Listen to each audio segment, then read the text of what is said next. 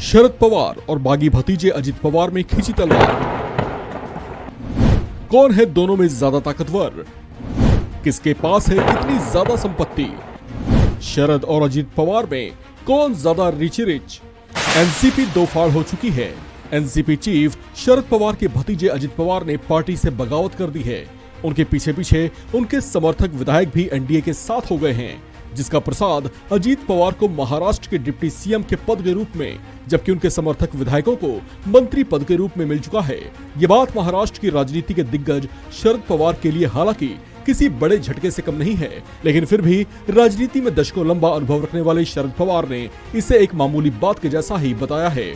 साथ ही बगावत करने वाले विधायकों को अच्छा सबक सिखाने की भी बात कही है। लिहाजा चाचा शरद पवार और भतीजे अजित पवार में तलवारें खींची दिखाई दे रही हैं। चलिए आपको बताते हैं महाराष्ट्र की राजनीति में ये दोनों ही धुरंधर धन बल में कितने मजबूत हैं, यानी इन दोनों के पास कितनी मनी पावर है, क्या कितनी संपत्तियां हैं। बात सबसे पहले एनसीपी सुप्रीमो शरद पवार की, जो राज्यसभा से सांसद हैं। साल 2020 में राज्यसभा चुनाव के लिए नामांकन दाखिल करते समय शरद पवार ने अपनी संपत्तियों से संबंधित जो हलफनामा दिया था, उसके मुताबिक एनसीपी सुप्रीमो शरद पवार के पास कुल 32 करोड़ 73 लाख 67,269 रुपए की अचल संपत्ति है, जिसमें से इनके पास 25 करोड़ 21 लाख 33,320 रुपए की चल संपत्ति है, जबकि इनके पास 7 करोड़ 52 लाख 33,941 रुपए की अचल संपत्ति है। वहीं अजित पवार के 2019 के चुनावी हलफनामे के मुताबिक इनके पास कुल 75 करोड़ 48 लाख 51,067 रुपए की चल अचल संपत्ति है, जिसमें से इनके पास 23 करोड़ 73 लाख 41,951 रुपए की चल संपत्ति है, जबकि इनके पास 51 करोड़ 75 लाख 9,116 रुपए की अचल संपत्ति है। 2020 के चुनावी हलफनामे के मुताबिक शरद पवार ने अग्रिम राशि या व्यक्तिगत लोन के तौर पर 7 करोड़ 45 लाख 84,000 रुपए दिए हुए हैं। वहीं अगर शरद पवार के परिवार की ज्वेलरीज की बात करें तो खुद शरद पवार और इनके परिवार के नाम से 88 लाख 65,805 रुपए की सोने और चांदी की ज्वेलरीज हैं। वर्तमान में इसके मार्केट वैल्यू में घटत या बढ़त संभव है। वहीं 2019 के हलफनामे के मुताबिक अजित पवार ने अग्रिम राशि या व्यक्तिगत लोन के तौर पर 11 करोड़ 18 लाख 81,237 रुपए दिए हुए हैं।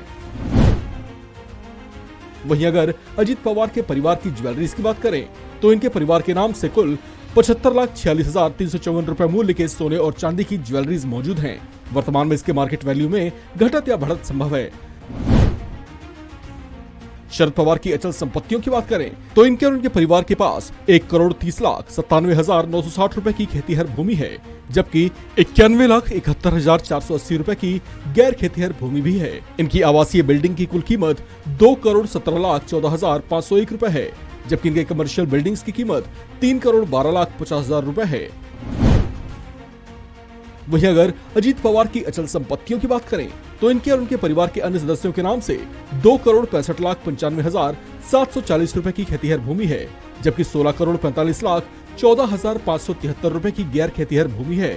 इनकी आवासीय बिल्डिंग की कुल कीमत 21 करोड़ 78 लाख 52,781 रुपए है, जबकि इनके कमर्शियल बिल्डिंग्स की कीमत 10 करोड़ 85 लाख 45,992 रुपए है।